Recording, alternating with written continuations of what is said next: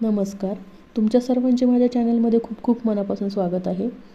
आजच्या व्हिडिओचा विषय आहे आषाढी अमावस्या.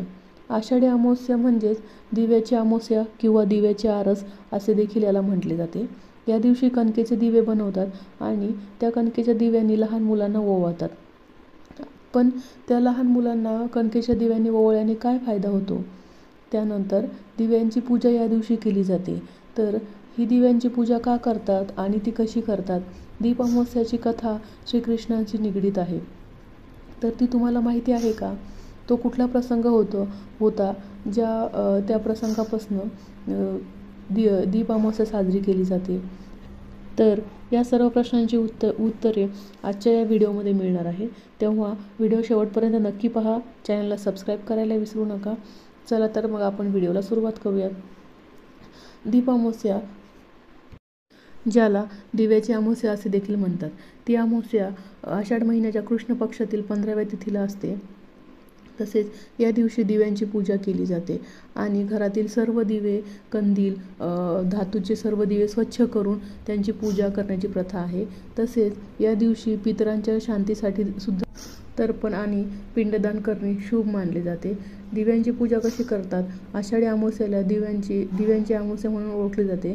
या दिवशी घरातील सर्व दिवे, कंदील, निरंजने, समाया, मातीच्या पंत्या ह्या सर्व स्वच्छ धुवून प्रज्वलित केले जाते. तर ह्या सर्व दिव्यांची पंचोपचार पूजन करावे लागते.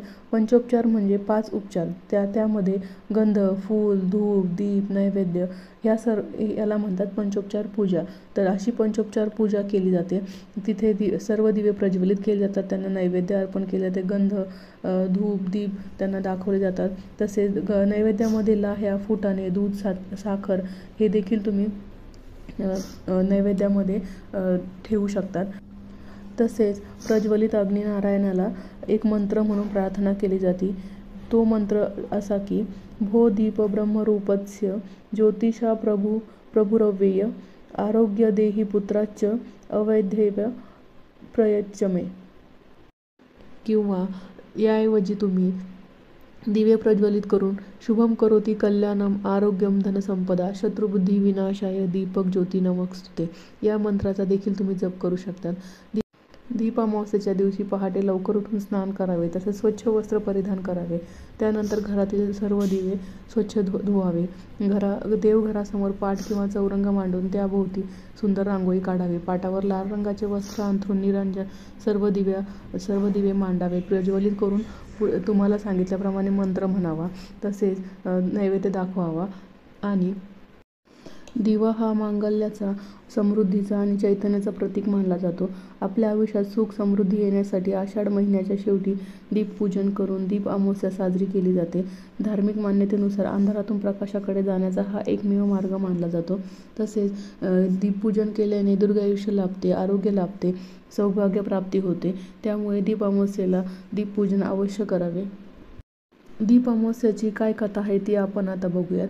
यमुनेच्या तीरावर जेव्हा गायी गुरांचा मृत्यू होऊ लागला तेव्हा यमुनेत लपलेल्या कालिया नागाला अद्दल घडवण्यासाठी श्रीकृष्णाने त्याला हरवून त्याच्यावरती स्वार होत सर्व गोकुळवासियांना भयमुक्त केले. त्यावेळी अशुदेसह सर्व सुवासिनींनी गोपाळकृष्णाची दिव्यांनी आरती केली आणि तसंच तेज, धैर्य, शौर्य आपल्याही मुलांमध्ये मिळू दे अशी प्रार्थना केली. तेव्हापासून ही प्रथा सुरू झाली आहे. हा प्रसंग आषाढ अमावस्येला घडल्याने त्या दिवशी दिव्यांची आसमंत उजळून निघल्याने त्या रात्रीला दिव्याची आवस असे म्हटले जाऊ लागले. तर या दिवशी लहान मुलांना का ओवाळतात? प्रकाश अंधकार दूर करून सारे काही उजळून टाकते असे मानले जाते. त्याचप्रमाणे संकटाच्या अंधकाराला चिरून सर्व संकट दूर करून मुलांचे आयुष्य नवीन उमेद, शक्ती, ऊर्जेने उजळून निघावे या इच्छाने मुलांना दिव्याने ओवाळले जाते. आजचे मुले हे भविष्यातले जबाबदार नागरिक असतात. त्यांच्यावर चांगले संस्कार घडावेत यासाठी धर्मशास्त्राने सांगितलेला संस्कार विधी आहे. याचा संबंध कृष्ण कथेत आहेत. तर लहान मुलांना कणकेच्या दिव्याने कसे ओवाळावे? कणकेमध्ये पाणी आणि गूळ मिक्स करून त्याचे 5 दिवे बनवावेत आणि त्यामध्ये तुपाची वात लावावी आणि लहान मुलांना त्या दिव्यांनी औक्षण करावे. तर अशा प्रकारे दीप अमावस्या साजरी करावी.